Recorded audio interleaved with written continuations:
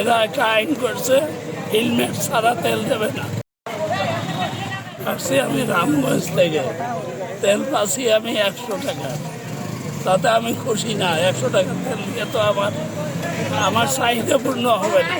এরা একটা আইন করছে, হেলমেট ছাড়া তেল দেবে না। হেলমেট ছাড়া আছে তার তেল দিচ্ছে, যার নাই তার দিচ্ছে।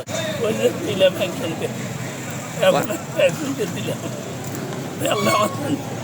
ও আবার যাবে অনেক দূর, তো তেল না হলে যাইতে পারতেছে।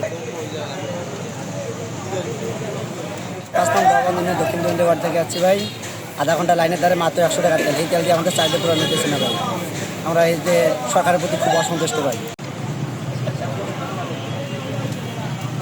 মিরগঞ্জ থেকে এখানে প্রায় 15-20 মিনিট দাঁড়িয়ে থাকলাম, তেল দিলে 100 টাকা, এখন তো উপায় নাই। যদি এক ব্যক্তি বারবার করে তেল নিচ্ছে, এই জন্য তারা কম করে তেল দিচ্ছে। তো এই বিষয়টা দেখার জন্য আমি সেখানে ওসি সাহেবের সঙ্গে কথা বলে পুলিশ পাঠানোর ব্যবস্থা করেছি। ওরা মনিটর এক ব্যক্তি যেন প্রয়োজন অতিরিক্ত তেল নিয়ে না করতে পারে। তো এরকম যদি একজনই বারবার বেশি বেশি তেল নিতে থাকে, তাহলে তো তেলের ক্রাইসিস দেখা দিবে। তো একজন যদি তারপর অনুযায়ী তেল নেয়, তাহলে ওরা বেশি করে তেল দিতে পারবে। আমার সাথে কথা হয়েছে।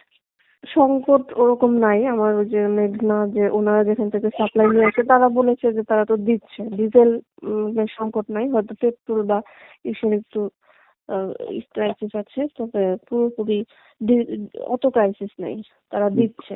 আমরা তো ব্যবস্থা নিয়েছি, আমরা কথা বলেছি ফিলিং স্টেশনে কথা বলেছি, এবং যেখান থেকে তারা নিয়ে আসতেছে সেখানেও কথা বলেছি। বেশি তেল নিচ্ছে কিনা সেটা মনিটর করার জন্য ওখানে ফোর্সও পাঠানো হয়েছে।